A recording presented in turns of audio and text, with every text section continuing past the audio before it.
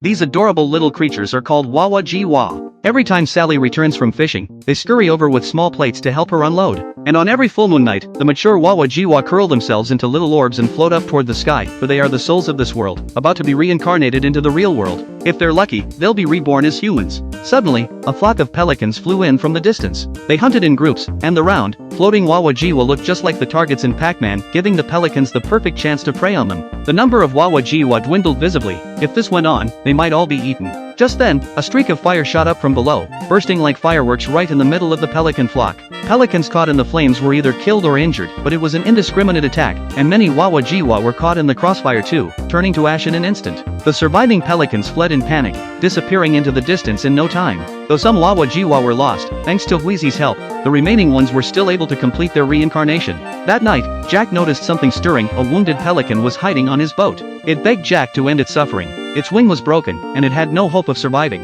When Jack pressed it about why the pelicans had attacked, the bird explained that its flock had been led to this hellish place. Eating Wawa Jiwa was just an instinct for survival. The fish in the sea couldn't fill their bellies, and their bodies were screaming that they were starving. The pelicans had tried every other way to survive, but every attempt ended in failure. "We don't get to choose our lives," it said. "We just live to stay alive." After saying goodbye to Sally, Jack set off again with Luing, the heron eagle, determined to find Xiao Mei and bring her back to the real world. But Luing was used to flying on its wings, never had it walk such a long distance. Before long, it was out of breath, gasping, "If only we could block that hole on my body, then I could fly again." So Jack whittled a wooden plug and stuffed it into the hole. Sure enough, Luing transformed back into its full bird form only to immediately try to back out, telling Jack to go find Xiao Mei on his own. But before it could finish speaking, the plug loosened. Luing deflated like a punctured balloon, unable to stay in bird shape. The plug kept falling out because it wasn't tight enough. So Luing had no choice but to beg Jack for help again. They soon reached a small house that had once belonged to a blacksmith, now occupied by a flock of parrots. For once, Luing did something useful. It pretended to be injured to draw the parrots' attention.